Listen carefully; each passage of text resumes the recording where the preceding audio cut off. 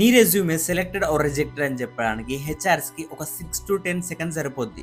మరి అలాంటి రెజ్యూమేలో నువ్వు ఈ మిస్టేక్స్ అస్సలు చేయకు. నేను బీటెక్‌లో ఉన్నప్పుడు హండ్రెడ్స్ ఆఫ్ కంపెనీస్‌కి అప్లై చేశాను. కానీ నా రెజ్యూమే అసలు షార్ట్ లిస్ట్ కూడా అయ్యేది కాదు. రీజన్స్ చాలా ఉన్నాయి. సో నేను చేసిన మిస్టేక్స్ అండ్ మోస్ట్ స్టూడెంట్స్ చేసే కామన్ మిస్టేక్స్ ఇవే. ఫస్ట్ మిస్టేక్, రెజ్యూమే 3-4 పేజెస్ రాయడం. హెచ్ఆర్‌కి అంత చదివే టైం ఉండదు.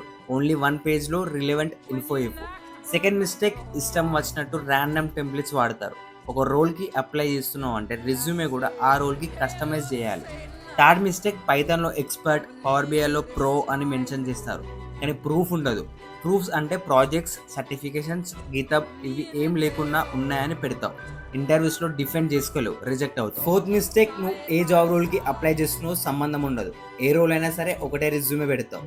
అది జాబ్ డిస్క్రిప్షన్లో ఉన్న కీవర్డ్స్కి మ్యాచ్ అవ్వవు. సింపుల్గా ఏటీఎస్ సాఫ్ట్వేర్ రిజెక్ట్ చేస్తుంది. అండ్ చాలామంది రెజ్యూమేలో ఫొటోస్ యాడ్ చేస్తారు. మళ్ళీ ఫార్మల్ ఫొటోస్ కాదు, ఏదో ఇన్ఫార్మల్లో ఉన్న ఫోటో యాడ్ చేస్తారు. నాకు ఇక్కడ కూడా అర్థం కాదు, నువ్వు జాబ్కి అప్లై చేస్తున్నావా లేదా పెళ్లి చూపుల కోసం నీ రెజ్యూమే పంపిస్తున్నావా? ఫస్ట్ నువ్వు అర్జెంట్గా ఆ ఫోటో తీసే. అండ్ మీ ఫ్రెండ్ కూడా ఇలానే ఉంటే వాడికి ఈ రీల్ షేర్ చేయి. అండ్ మీకోసం నేను పర్సనల్గా యూజ్ చేసిన కొన్ని రెజ్యూమే టెంప్లెట్స్ పంపిస్తా.